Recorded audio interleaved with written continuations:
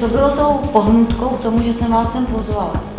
Vzpomínáte si, když jste tady měli tu supervizi, kdy jsme seděli v té třídě nahoře, kdy jste tak s přehledem naprosto úžasně řídili to vaše zasedání. Pro mě naprosto obdivuhodně, protože tam byly desítky očí cizích lidí, kantorů, ředitelů, zástupců různých organizací, které ten projekt Žákovského parlamentu mají na starosti. A já jsem si tam v tu chvíli, kdy jsem se na vás koukala, uvědomila, že máte oproti mé generaci a i oproti lidem, kteří tady zasedají v zastupitelstvu města, těm dospělákům, kteří rozhodují o chodu města, nesmírný náskok.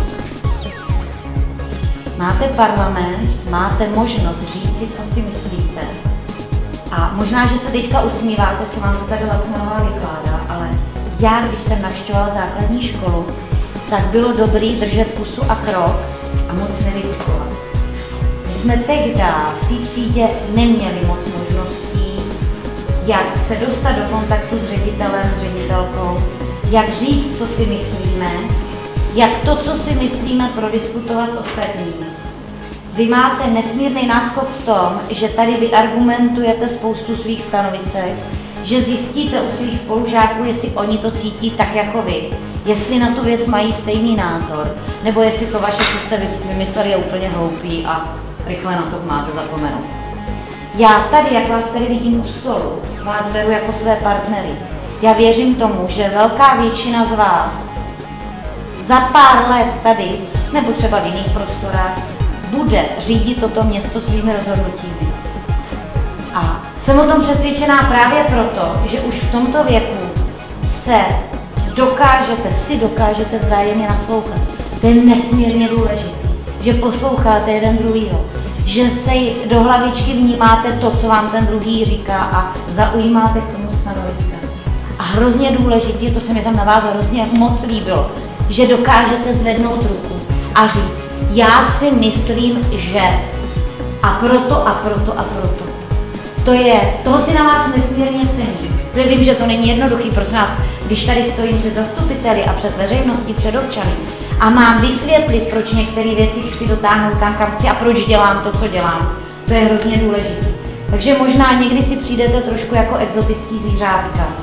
Možná občas si přijdete trošku jako blázni, protože já kolikrát mám pocit, že jdu sama proti světu.